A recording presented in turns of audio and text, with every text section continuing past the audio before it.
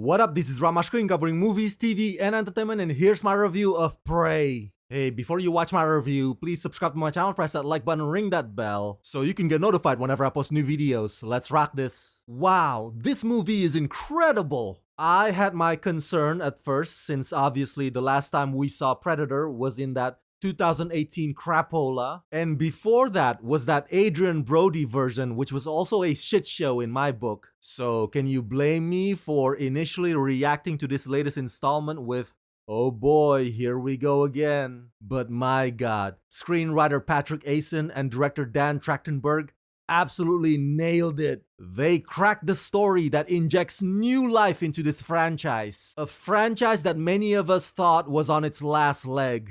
Prey essentially takes it back to what made the Arnold version a classic, which is the hunted becomes the hunter, and two entities just duking it out till the last person standing. Only this time, not only does Dan wrap it in the mysticism and the wisdom of Native American culture, but his filmmaking quality here is also superior. On top of the flawless performance by lead star Amber Thunder, who will totally blow your mind. Prey is scary, intense, brutal, raw, and clever. It's horror sci-fi that's a breath of fresh air with lots of simplicity to it, and its depictions of the land back then, along with the colonials, are on par with the gritty authenticity of Alejandro González Iñárritu's The Revenant. There's no better way to describe this. Prey is a reboot done right.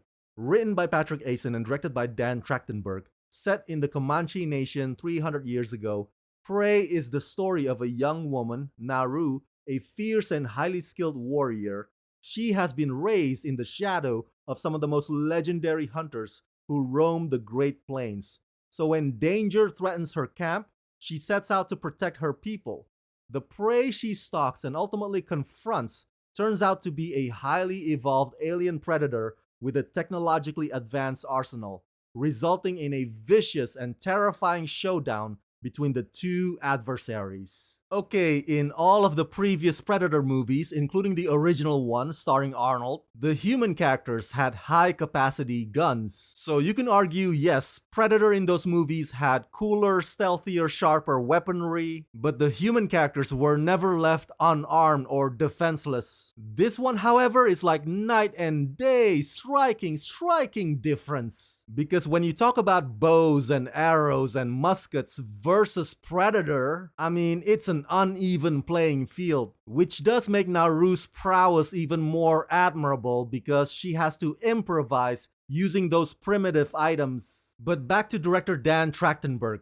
He previously gave us 10 Cloverfield Lane, which I thought was a much better film than its predecessor. With Prey, Dan really knows how to set the scene in terms of coming face to face with terror. That quiet and steady fear that sneaks up on you, and much of the action is done with dynamic camera movement that highlights the badassdom of our protagonist and her opponent. There's also constant imagery of animals chasing other animals until Predator steps in and shows them who's really on the top of the food chain. It's graphic, it's bloody, it's vicious, it's merciless, and the CG VFX are top notch. It's consistently gripping from start to finish. Having a female be the lead character is also a brilliant choice because audiences resonate with underdogs, and what could be more underdog than a young woman wanting to be a hunter